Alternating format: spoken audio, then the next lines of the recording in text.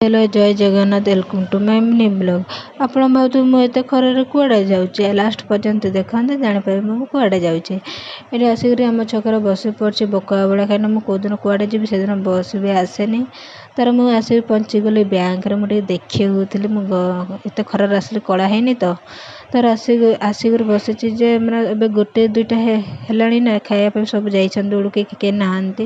ତାର ବ୍ୟାଙ୍କ କାମ ସବୁ ସରିକରି ଏବେ ମୁଁ ରିଟର୍ଣ୍ଣ କରୁଛି ଘରକୁ। ପହଞ୍ଚି ସାରିକି ଫ୍ରେସ୍ ହେଇକରି ମୁଁ ଟିକେ ବାସନ ମାଜିବା ପାଇଁ ବସି ପଡ଼ିଲି। କାହିଁକିନା ମୁଁ ବାସନ ନ ମାଜିଲେ କିଏ ମାଜିବ?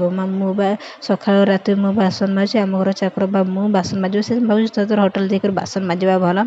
ତାପରେ ଏଇଠି ଆମ କଡ଼େଇ ଆଉ ଭାତ ହାଣ୍ଡି ସେଇଟା ବି ଭଲସେ ଘଷାଘଷି ସଫା କରିଦେଲି। ଯେତିକି ରାଗ ନଥିଲା ନା ଦୁନିଆରେ, ଏଇ ଡେକ୍ସି ସବୁ ରାଗ ଗୋଟେ ଛଡ଼େଇ ସାରିଲି। ଏଠି ତାର ଝାଡ଼ୁ ଫାଡ଼ୁ କରିସାରିଲା ପରେ ଦେଖିଲି ଏଇ ମୁଆଁ ସାହି 2ଟା ଖଟରେ ଶୋଇଛନ୍ତି। ମଣିଷ କ'ଣ ଶୋଇବେ, ସେ 2ଟା ଶୋଇଛନ୍ତି। ତାର ମୋତେ ଆମ୍ବ ଏତେ ଖାଇବା ପାଇଁ ଇଚ୍ଛା ହେଲା ଯେ ମୋ ଲାଳ ଫାଳ ସବୁ ଗଡ଼ି ଯାଉଥିଲା ତ, ସେଥିପାଇଁ ମୁଁ ଯାଇ ଆମ୍ବ ଟିକେ ଖାଇଦିଏ। କାଟାକୁଟି କରିସାରିକରି ଟିକେ ଆମ୍ବ ଖାଉଛି। ବିଶ୍ୱାସ କରିନି ବହୁତ ଭଲ ଲାଗୁଥିଲା। ମୋର ତ ଲାଳ ଏବେ ବି ଗଡ଼ୁଛି। ତା ରୁମ୍ ତ ଏମିତି ଅସନେଇକରି ପଡ଼ୁଥିଲା, କ'ଣ କହିବି। ତା ରୁମ୍ ବି 1 ମିନିଟ୍ରେ ପୁରା ସଫା କରିସାରିଲି।